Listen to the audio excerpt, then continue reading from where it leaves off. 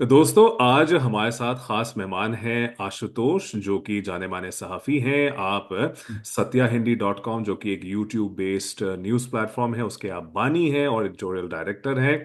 और माजी में आप आम आदमी पार्टी के साथ जुड़े हुए थे, आप कह सकते हैं कि फाउंडिंग मेंबर ही थे। और उससे पहले आप जर्नलिस्ट थे, तो अब आप अलहदा हो गए हैं पार्टी से, उसके बाद काफ़ी साल हो गए हैं। और शायद सियासत से भी अब आपने नाता तोड़ दिया है। अब आप वापस जर्नलिस्ट है, जिस रोल में हम बहुत पहले से आपको जानते हैं। बहुत शुक्रिया आशुतोष जी, आपने हमें आज समय दिया। बहुत बहुत शुक्रिया, धन्यवाद। हाँ। जी। दिल्ली इलेक्शंस को लेकर के सबकी निगाहें वहीं पे अटकी हुई हैं, और मैं खुद भी दिल्ली से हूं, तो फिर इसीलिए उसको लेकर के बहुत ज्यादा उत्सुकता भी रहती है कि क्या नतीजा आएगा इस बार। 1998 के बाद से भारतीय जनता पार्टी नहीं आई है पावर में दिल्ली में। इस बार एग्जिट पोल बता रहे हैं कि शायद बीजेपी की वापसी होगी। आम आदमी पार्टी का जिस तरह से सिक्का चल रहा था पिछले 10 सालों से, उससे भी ज्यादा टाइम, 2013 में पहली बार आए थे कम दिनों के लिए। तो 3 टर्म्स के बाद, लगातार 3 इलेक्शंस के बाद, ये चौथा इलेक्शंस होता। अगर वो जीतते, अभी भी कह नहीं सकते कि क्या नतीजा आएगा। लेकिन पार्टी का बेस तो घटा है, ऐसा मान सकते हैं, ढलान पे है पार्टी।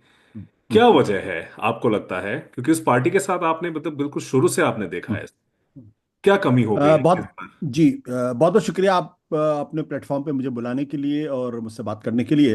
देखिए, तीन चार चीज़ें हैं। पहली बात यह है कि किसी भी दुनिया की कोई भी सरकार हो, अगर वो 10 साल अगर सरकार में रहती है, तो एक स्वाभाविक सी एंटी इनकम्बेंसी उस सरकार या उस पार्टी के खिलाफ होती है। तो अगर आज दिल्ली के अंदर आम आदमी पार्टी की सरकार के खिलाफ कहीं एंटी इनकम्बेंसी दिखाई पड़ती है या कहीं असंतोष दिखाई पड़ता है, तो मुझे उसमें कोई हैरानी नहीं है। लेकिन अभी भी मैं ये कह सकता हूं कि मुझे एग्जिट पोल्स के नतीजों पे उतना ज्यादा भरोसा नहीं है। इसके दो कारण हैं। एक तो ये कि जो मैं ग्राउंड पर देख रहा हूं, मुझे उस तरीके की वेब कोई आम आदमी पार्टी के खिलाफ नहीं दिखाई पड़ती है जिससे ये लगे कि आम आददमी पार्टी का सुपड़ा पूरी तरीके से साफ होने वाला है। हम्म। अब ये अलग बात है कि फर्स्ट पास पोस्ट सिस्टम में अगर 2% का भी गैप होता है तो सीटों में काफी वो जी। परिलक्षित होता है या दिखाई पड़ता है। दूसरी बात यह है कि जो बहुत सारे जो एग्जिट पोल्स करने वाले जो प्लेटफॉर्म्स हैं, उनमें से 70-80% को तो मैं पहली बार उनका नाम सुन रहा हूँ। हम्म। उनकी मेथोडोलॉजी क्या है, उनकी एक्सपर्टीज क्या है, उनके सेफोलॉजिकल क्रेडेंशियल्स क्या हैं, ये सैंपल मैं नहीं साइज भी नहीं जानता हूँ। बताया ज्यादातर, ज्यादातर हाँ बिल्कुल। सैंपल नहीं है। मैं अब जी। जैसे सीएसडीएस है या हम्म। फिर एक्सिस माइंड इंडिया है या सी वोटर है, तो कम से कम आप उनकी हमारी मेमोरी में है कि वो लंबे समय से करते रहे हैं, उन्होंने सर्विस किए हैं, और सर्विस कभी गलत भी होते हैं कभी सही होते हैं, उस पर सवाल नहीं उठता। सवाल इस पे होता है कि जब अचानक कुछ लोग आ जाते हैं, फिर वो सर्वे करते हैं और उनकी कोई क्रेडेंशियल्स नहीं होती, कोई मेथोडोलॉजी नहीं बताते हैं, उनका सैंपल साइज क्या है, किस हम्म। तरीके के सवाल पूछे हैं, और फिर वो प्रोडिक्शंस करते हैं और एग्जैक्ट नंबर से बात करते हैं। हम्म। तब मुझे उस पर थोड़ी सी हैरानी होती। तो मुझे इन एग्जिट पोल्स के नतीजों पर कोई बहुत ज्यादा भरोसा नहीं है कि हो सकता है कि ये एग्जिट पोल एकदम पूरी तरीके से सही हो, लेकिन चूंकि मुझे उनकी प्रोसेसेस पर गहरा सवाल है, इसलिए मैं उनके नतीजों को I am taking with a pinch of salt. Hmm. जैसा मैंने कहा कि आम आदमी पार्टी के खिलाफ आज की तारीख में एंटी इनकम्बेंसी है, इसमें कोई दो राय नहीं है। अरविंद केजरीवाल का अपना इकबाल काफी कम हुआ है, इसमें भी कोई दो राय नहीं है। भ्रष्टाचार के गंभीर आरोप उनके ऊपर लगे हैं, उनकी पार्टी के ऊपर लगे हैं, वो जेल गए, उनके वरिष्ठ लोग जेल गए, जिसकी वजह से पब्लिक में जो उनकी एक तस्वीर थी, वो तस्वीर भी चिटकती हुई दिखाई पड़ती है। और तीसरी बड़ी बात यह कि लोग कहते हैं एंटी इनकम्बेंसी, दरअसल ये ट्रिपल डेकर एंटी इनकम्बेंसी है, क्योंकि विधानसभा में वो है, एमसीडी में वो है, और हम्म। तकरीबन 70 से 80 विधायक वो है जो 3 साल तक या 2 साल के विधायक रहे हैं। जी। तो जब कोई विधायक 2 बार का विधायक रह जाता है, तो बड़े बिरले विधायक होते हैं जिनके खिलाफ एंटी इनकम्बेंसी नहीं होती है, जिनके प्रति नाराजगी नहीं होती है। हम्म। तो इन सब चीजों का लब्बो लुबाब ये है कि जो पिछली बार उनको, या 2015 में और 2020 में जो उनको 54% वोट मिले थे लगभग, वो परसेंटेज ऑफ वोट तो उनको नहीं मिलने वाला है। हम्म। उसमें काफी कमी आएगी। इसी तरीके से जो बीजेपी का वोट शेयर है, जो पिछले 27 सालों में 32% से 39% पे आके टिक गया है, और पिछले दो चुनाव में, एमसीडी के चुनाव में, विधानसभा के चुनाव में, बीजेपी का वोट शेयर 39% है। पार्लियामेंट में जरूर 56-54% हो जाता है, लेकिन मैं हम्म। पार्लियामेंट को अलग करता हूँ यहाँ पे। तो मेरा मानना है कि बीजेपी का बेस वोट शेयर जो है वो 38% के आसपास है दिल्ली के अंदर। हम्म। अब वो हारते हैं जीतते हैं, उससे कोई ज्यादा फर्क नहीं पड़ता, वो 38-36% बना रहता है। हम्म। अगर एंटी इनकम्बेंसी आम आदमी पार्टी के खिलाफ है, जो कि है, तो फिर भारतीय जनता पार्टी का वोट शेयर भी बढ़ेगा। अब वो बढ़ के 38 से बढ़ के 40 होता है, 45 होता है, ये देखने वाली बात होगी। हम्म। तो इस बार की लड़ाई टफ है, कांटे की लड़ाई है, और किसी भी तरफ जा सकती है। वो आम आदमी पार्टी के पक्ष में भी जा सकती है, बीजेपी के पक्ष में भी जा सकती है। हम्म। इसलिए I am not in a position to predict exactly कि क्या हम्म। आम आदमी पार्टी को जिस तरीके से एग्जिट पोल दिखा रहे हैं वही नतीजे आएंगे, या फिर आम आदमी पार्टी जीत जाएगी। मेरा हम्म। मानना यह है कि दोनों के वोट शेयर में काफी नजदीकी होगी, और उस नजदीकी में कोई भी पार्टी आगे निकल सकती है। जी। एक जो इल्जाम लगता है, और द वायर में भी आर्टिकल इस पे छपा है, कि आम हम्म, आदमी पार्टी का कोई आइडियोलॉजिकल बेस नहीं है। और दरअसल हम्म, जब पार्टी आई थी वजूद में, तब भी इसी बात हम्म, पर जोर दिया गया था कि हमारा जो है आइडियोलॉजिकल पार्टी नहीं होगा। तो हम्म, अब क्योंकि उसके बाद हिंदू राष्ट्रवाद का हमने उरूज देखा, और हम्म, जिस तरह से वो पूरा फैल रहा है, उसमें हम्म, आइडियोलॉजिकल चैलेंज नहीं दे पा रही है पार्टी। सिर्फ एक म्यूनिसिपैलिटी पॉलिटिक्स अप्रोच अगर होगा, तो फिर भारतीय जनता पार्टी की सियासत को काउंटर नहीं किया जा सकता। ऐसा हम्म, एक ऐसी एक सोच है। आप हम्म। इसको किस नजरिए से देखते हैं? देखिए, आम आदमी पार्टी ने कभी भी ये दावा नहीं किया कि उनकी कोई विचारधारा है, कोई आइडियोलॉजी है। हम्म। और इनफैक्ट आम आदमी पार्टी का की जो शुरुआत हुई थी, वो पार्टी बनने के पहले जो अन्ना का आंदोलन था, और वो आंदोलन भ्रष्टाचार विरोधी आंदोलन था, जिसको एक क्रांतिकारी रंग देने की कोशिश की गई जब वो पॉलिटिकल पार्टी बनी, कि हम्म। हम राजनीति करने नहीं आए, हम राजनीति को बदलने के लिए आए हैं। और राजनीति की जो क्लासिकल डेफिनेशन थी उसको बदलने की कोशिश की, कि बड़े बड़े बंगलों में क्यों रहना, दो कमरे के हम्म। फ्लैट में मिनिस्टर्स क्यों नहीं रख सकते, बड़ी बड़ी गाड़ियों में क्यों घूमना, लाल बत्ती में क्यों घूमना, हम्म। ये पार्टी के अंदर जो आला कमान कल्चर है उसकी क्या जरूरत है, पार्टी में डेमोक्रेसी होनी चाहिए, पार्टी में जितने फैसले हों वो फैसले पब्लिक डोमेन में होने चाहिए, इतनी ट्रांसपेरेंसी होनी चाहिए, जो सरकारें जो फैसले करें, जो पॉलिसीज बनाए, वो जनता से पूछ के करें, हम्म। और एक लोकपाल होना चाहिए। तो उन सब चीजों को लेकर एक आम आदमी पार्टी के प्रति एक मॉरल कैपिटल इकट्ठा हुआ, जिसको हम्म। मैं कहता हूं मॉरल ऑरा एक क्रिएट हुआ, कि लोगों को लगा यार ये पॉलिटिकल पार्टी जो है वो बाकी पॉलिटिकल पार्टी से अलग है। और लोगों के अंदर 2014 के आसपास आते आते, बल्कि 2013 के आसपास, जो मनमोहन सिंह की सरकार के खिलाफ जो जबरदस्त तरीके से भ्रष्टाचार के आरोप लगे थे, उस वजह से भी लोगों के अंदर एक नाराजगी, एक एक डिजेक्शन था, एक डिसगस्ट था, कि यार सिस्टम इतना करप्ट कैसे हो सकता है। हम्म। तो लोग विकल्प की तलाश में थे, और उस विकल्प की तलाश में जब उन्होंने सुना कि एक पार्टी है, एक आदमी है जो ये कह रहा है कि हम तो पूरा सिस्टम बदल देंगे, हम्म। और उसकी क्रेडिबिलिटी पर कोई क्वेश्चन मार्क नहीं था, उसकी कोई उस आदमी की या उस पार्टी की कोई मेमोरी, इंस्टीट्यूशनल मेमोरी नहीं थी, जिसके आधार पे आप उंगली उंगली रख के कहते कि नहीं ये तो करप्ट है, या इन्होंने इस तरीके का भ्रष्टाचार किया, या इन्होंने गलत काम किया है। तो लोगों ने कहा चलो फ्रेश स्लेट से शुरू करते हैं। उसका फायदा आम आदमी पार्टी को मिला 2013 में, फ्रॉम नोवेयर। आप अचानक 29.5% वोट लेके आते हैं, 15 साल की सरकार में जो कांग्रेस पार्टी थी वो पूरी तरीके से ध्वस्त हो जाती है, भारतीय जनता पार्टी अपने बल पर सरकार बनाने की स्थिति में नहीं आ पाती है। फिर 2014 में बीजेपी की सरकार आ जाती है, वो नरेंद्र मोदी नाम का एक धूमकेतु पैदा होता है, हम्म। और 6 महीने के बाद उन्हीं नरेंद्र मोदी की उपस्थिति में बीजेपी जो है वो ध्वस्त हो जाती पूरी तरीके से, 3 सीट हम्म। जीत के लाती है, और आम आदमी पार्टी को 67 सीट मिलती है। 2019 में जब बीजेपी को 303 सीटें मिलती हैं, तब वही आम आदमी पार्टी फिर बीजेपी को परास्त करके 62 सीट लेके आती है। लेकिन 10 साल जब आप सरकार में रहते हैं, तो लोगों की अपेक्षाएं जो है बहुत होती हैं, और खासतौर पर हम्म। एक ऐसी पॉलिटिकल पार्टी से जो दुनिया बदलने के बारे में बात करती, तो दुनिया तो इतनी आसानी से नहीं बदलती। हम्म। तो उसको लेकर एक डिजेक्शन पैदा हुआ, और चूंकि कोई आइडियोलॉजिकल बेस था नहीं, इसलिए कुछ ऐसे कंप्रोमाइजेस भी किए जो लोग उनसे उम्मीद नहीं करते थे। हम्म। कि जब नॉर्थ ईस्ट दिल्ली में जब दंगा हुआ, जी। तो आपने जिस तरीके से स्टैंड लेना चाहिए आपने नहीं लिया स्टैंड, जिस मंत्रियों ने तरीके से जाके धरना दिया मुसलमानों, राजघाट पर। उस दंगे, बिल्कुल उस दंगे के खिलाफ जिस तरीके से बोलना चाहिए आपने उस तरीके से नहीं बोला।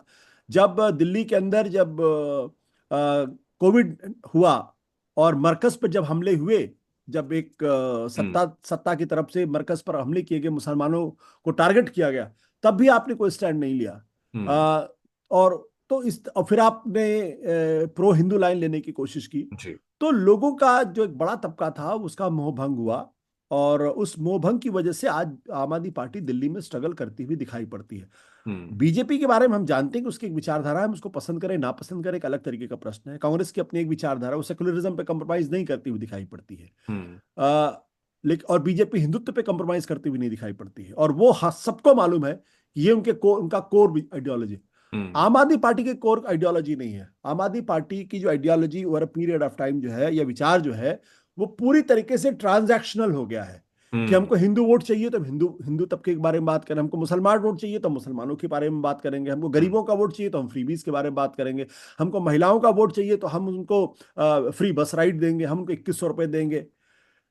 तो महिलाओं को फ्रीबीज देना, फ्री बस राइड देना, और महिला और वुमेन एम्पावरमेंट, ये तो हम्म। अलग अलग इश्यूज हैं।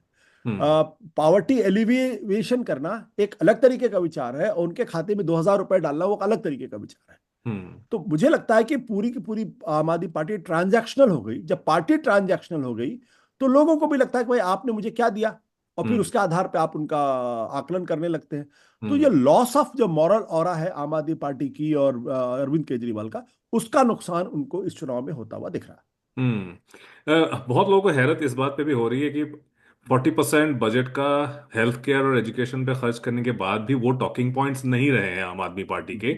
जो अचीवमेंट्स गिनवाने चाहिए थे शायद उस हिसाब से वो नहीं कर पाए हैं। तो शायद ये आइडियोलॉजिकल लैकिंग है जो, या ना होना आइडियोलॉजिकल बेस का, शायद ये एक चीज दर्शाता है। लेकिन जो इंडिया अलायंस की अगर हम बात करें, क्योंकि कांग्रेस पार्टी की क़यादत में ये इंडिया अलायंस वजूद में आया। अब कांग्रेस पार्टी आम आदमी पार्टी के खिलाफ लड़ रही है। राहुल गांधी ने खुलकर अरविंद केजरीवाल के खिलाफ बयान दिया है। अखिलेश यादव ने आम आदमी पार्टी का सपोर्ट किया है। जो समाजवादी पार्टी है, बाकी जो दीगर पार्टीज हैं, उन लोगों ने भी सपोर्ट किया है। हरियाणा में हारे इसी अप्रोच की वजह से। कांग्रेस नहीं जीती, भारतीय जनता पार्टी आई पावर में। वहां पे एंटी इनकम्बेंसी उसका असर नहीं हुआ। और उधर महाराष्ट्र में भी हमने वही चीज देखा लगभग। तो दिल्ली में भी ऐसा कुछ नहीं हो पाया है। हम लोग जो पार्टी सिस्टम से बाहर हैं, जो पॉलिटिकल पार्टीज के साथ जुड़े हुए नहीं है, हम लोगों को ये चीज दिखता है कि अगर अलायंस नहीं हो पाता है तो फिर नुकसान होता है। क्या पार्टीज को नहीं दिख रहा है वहां पे दिल्ली में, आपको और कांग्रेस को फूट पड़ गई है देखिए, ऐसा? पब्लिक में नहीं जाएगा सेंटिमेंट? दरअसल जो मैं बार बार कहता हूं वो ये कि दुर्भाग्य से कहें या सौभाग्य से कहें, इस वक्त जो पोस्ट मॉडर्न पॉलिटिक्स है, उसमें एक तरफ तो भारतीय जनता पार्टी है जो पूरी तरीके से आइडियोलॉजिकल पार्टी है। हम्म। दूसरी तरफ जो लोग उनका सामना कर रहे हैं, उनमें बहुत सारे रीजनल छत्रप्स हैं। हम्म। और रीजनल छत्रप्स के साथ एक मजबूरी क्या होती है कि उनको अपनी सरकार किसी तरीके से बचा के रखनी होती है, उनको अपनी पॉलिटिक्स बचा के रखनी होती है। हम्म। उनका जो एक नेशनल पर्सपेक्टिव होना चाहिए था, वो नहीं उनके पास होता है। हम्म। पहले जब हम कांग्रेस सिस्टम हुआ करता था, तो उसमें सोशलिस्ट पार्टीज थी। बहुत छोटी छोटी पार्टियां थी, कहीं दो हम्म। सीटें जीत गई, कहीं 4 सीटें जीत गई। लेकिन उनका एक नेशनल पर्सपेक्टिव था। हम्म। बीजेपी थी, जनसंघ था, उसका एक नेशनल पर्सपेक्टिव था कि हमारा देश ऐसा होना चाहिए, हमारी विदेश नीति ये होनी चाहिए, हमारी इकोनॉमिक पॉलिसी ये होनी चाहिए थी। कम्युनिस्ट पार्टीज थी, आज भी हैं, उनका भी एक नेशनल पर्सपेक्टिव था। हम्म। तो जब ये जिसे कहते हैं कि डिसइंटीग्रेशन हुआ एक तरीके से, जो कांग्रेस सिस्टम का, और उसके बाद जो छोटी छोटी पॉलिटिकल पार्टीज बनी हर राज्य के अंदर, वो अपनी क्षेत्र विशेष में महदूद हो गए, रह गई। और जो नेशनल पर्सपेक्टिव होना चाहिए था वो नहीं था। उनकी जो इमीडिएट डिजायर है, या उनका जो इमीडिएट इंटरेस्ट है, वो अपने वजूद को बचाए रखने की है, अपनी सरकार को बचाए रखने की है। हम्म। तो ममता बनर्जी के लिए अगर बंगाल और अखिल भारतीय स्तर पर अगर क्लैश होगा, तो बंगाल को चुनेंगे। अखिलेश यादव उत्तर प्रदेश की अपनी पॉलिटिक्स से चुनेंगे, बशर्ते कि वो नेशनल पॉलिटिक्स को चुने। हम्म। इसका नुकसान विपक्ष को हो रहा है। और आप देखिए, कांग्रेस पार्टी एक नेशनल पार्टी है विद अ नेशनल पर्सपेक्टिव। हम्म। तो वो उस खतरे को समझती है, वो संविधान बचाने की बात करती है, वो तमाम, और वो कास्ट सेंसस की बात करती है। और वो एक आइडियोलॉजिकल प्लेटफॉर्म क्रिएट करने की बात करती है कि भाई नरेंद्र मोदी के खिलाफ, बीजेपी के खिलाफ हमारा जो हिंदुत्व है उसका मुकाबला हमें करना पड़ेगा, नहीं तो हमारा देश नहीं बचेगा। हम्म। तो वो नेशनल पर्सपेक्टिव के साथ आते हैं। अब दिक्कत क्या है कि इंडिया अलायंस में ऐसे बहुत सारे संगठन हैं जो दरअसल कांग्रेस की कीमत पर खड़े हुए हैं। हम्म। उत्तर प्रदेश के अंदर अगर कल कांग्रेस पार्टी अगर मजबूत होगी, तो अखिलेश की पार्टी कमजोर हो जाएगी, क्योंकि वो वोट बेस उसी तरीके से। दिल्ली में अगर कांग्रेस फिर से खड़ी होती, तो आम आदमी पार्टी को नुकसान होगा। बिहार के अंदर अगर कांग्रेस अगर मजबूत होगी, तो फिर आरजेडी को नुकसान होगा वहां पे। बंगाल में अगर कांग्रेस मजबूत होगी, तो तृणमूल कांग्रेस को नुकसान होगा। तो उनके जो मजबूरी का गठबंधन है, हम्म। उसमें कोई नेशनल पर्सपेक्टिव उस तरीके से मुझे दिखाई नहीं पड़ता है। इसलिए छोटी छोटी पॉलिटिकल पार्टीज को जब मौका मिलता है वो कांग्रेस पर अटैक करती हैं, ताकि कांग्रेस उनके राज्य के अंदर मजबूत होकर ना दिखाई पड़े। हम्म। ये एक बहुत अजीब इनर कॉन्ट्रडिक्शंस है। हम्म। जैसे अगर आप देखें कि बीजेपी ने गठबंधन करके ही बीजेपी आगे बढ़ी है अपने शुरुआत के दिनों में। और उस वक्त भी कॉन्ट्रडिक्शंस होते थे, कोalition पॉलिटिक्स में कॉन्ट्रडिक्शंस होते हैं। विश्वनाथ जी। प्रताप सिंह ने, मुझे याद है 1989 के जब चुनाव हो रहा था तो उन्होंने बीजेपी के साथ मंच शेयर करने से मना कर दिया था। तो हम्म। कोalition पॉलिटिक्स का कॉन्ट्रडिक्शंस भी है, there is a clash of interest भी है, lack of national perspective regional parties के साथ है। इन सब चीजों का मिला जुला ये असर हमें दिखाई पड़ता है। और आप ये मत भूलिएगा कि दिल्ली के अंदर जब लोकसभा का चुनाव खत्म हुआ तो आम आदमी पार्टी ने प्रेस कॉन्फ्रेंस करके कांग्रेस से गठबंधन तोड़ने की कोशिश तोड़ी थी। हम्म। तो कांग्रेस, अगर आप गठबंधन नहीं है तो कांग्रेस पार्टी के लिए आम आदमी पार्टी क्या बीजेपी क्या सब एक जैसे हैं। आम आदमी पार्टी गुजरात में चली जाती है तो फिर कांग्रेस को ही नुकसान करती है। तो हम्म। कांग्रेस भी क्यों आम आदमी पार्टी को छोड़ेगी। तो हम्म। इसलिए बहुत ही कॉम्प्लेक्स सिचुएशन इस वक्त हिंदुस्तान के अंदर है। और उसका नतीजा ये है कि आपको अलग अलग वॉइसेस सुनाई पड़ती है विद इन हम्म। इंडिया गठबंधन। अगर 8 तारीख को जब नताए जाएंगे तो अगर आम आदमी पार्टी हारती है तो, क्योंकि दिल्ली उनका मरकज था, अब चलिए पंजाब में उनकी सरकार है, लेकिन फिर भी अगर दिल्ली में वो उनका सुपड़ा साफ हो जाता है तो फिर आम आदमी पार्टी का मुस्तकबिल किस तरह से आप देखते हैं? बहुत बड़ा संकट होगा, क्योंकि आम आदमी पार्टी को जो ऊर्जा मिलती है वो दिल्ली से मिलती है। हम्म। दिल्ली भले एक म्यूनिसपैलिटी है, एक आधा आधा स्टेट है, हम्म। लेकिन पूरी लीडरशिप और पूरी आम आदमी पार्टी खड़ी ही दरअसल दिल्ली के आधार पर हुई। अन्ना का आंदोलन भी दिल्ली में हुआ 2013 में। उन्होंने जिस तरीके से 29.5% वोट लेकर आए, फिर 67 सीटें लेकर आए, तो लोगों को एक उम्मीद हुई। हम्म। अगर जहां से वो शुरू हुए अगर वो किला ही अगर ध्वस्त हो जाता है, मैं अभी भी मैं ये नहीं कहता हूँ एग्जैक्टली यही होगा, हम्म। लेकिन चूंकि आपने सवाल पूछा, अगर मान लीजिए पार्टी हार जाती बुरी तरीके से तब क्या होगा, तो फिर वो अस्तित्व का संकट उनके सामने खड़ा हो जाएगा। और जो अखिल भारतीय स्तर पर अपने आप को विस्तारित करने का जो उनका एक आइडिया था, हम्म। वो एक गहरे संकट में फंस जाएगा। क्योंकि लोगों को लगेगा कि जिस दिल्ली मॉडल की आप बात करते थे, अगर वो दिल्ली मॉडल दिल्ली में नहीं चल रहा है तो आप गुजरात में हमें क्या ऑफर करेंगे। हम्म। तो आम आदमी पार्टी की ये दिक्कत सबसे ज्यादा इसलिए हुई है क्योंकि आम आदमी पार्टी भी अब दूसरी पॉलिटिकल पार्टी जैसी हो गई। It has become like any other political party. Hmm. उनकी जो अपनी यूनिक आइडेंटिटी थी, जब उन्होंने वो खो दी है तो फिर उनको ये नुकसान होना तय था। हम्म। अगर वो अपनी आइडेंटिटी को नहीं खोते, अपने पुराने मॉरल ऑरा को बना के रखते, तो हम्म। हारने के बाद भी उनका वजूद संकट में नहीं पड़ता। लेकिन चूंकि उन्होंने अपनी वो आइडेंटिटी खो दी है, इसलिए हारने के बाद ये सवाल खड़ा होगा कि भाई दिल्ली के लोग फिर आम आदमी पार्टी को क्यों चुने, या भोपाल के लोग आम आदमी पार्टी को क्यों चुने। उनमें और कांग्रेस में ऐसा कौन सा फर्क है कि हम उनके पास जाएंगे। हम्म। और चूंकि दिल्ली ने जब उनको रिजेक्ट कर दिया है, तो इसका मतलब ये कि उनका जो मॉडल था वो भी फॉल्टी मॉडल था और उसमें कुछ दम नहीं था, इसीलिए तो लोगों ने उनको रिजेक्ट किया। तो बहुत बड़ा संकट खड़ा हो जाएगा। देखिए, किसी के बारे में ये प्रिडिक्ट अबिचुअरी नहीं लिखनी चाहिए, जी बिल्कुल। क्योंकि कभी भी आदमी कहीं से भी खड़ा हो सकता है। तो I am not writing an obituary if they lose, hmm. But yes there will be serious crisis for him, and that will be an existential crisis. आज हमें अपना कीमती वक्त देने के लिए आपका बहुत धन्यवाद आशुतोष जी। बहुत बहुत शुक्रिया, बहुत बहुत शुक्रिया हमको बुलाने के लिए प्लेटफॉर्म। थैंक जी। You so much.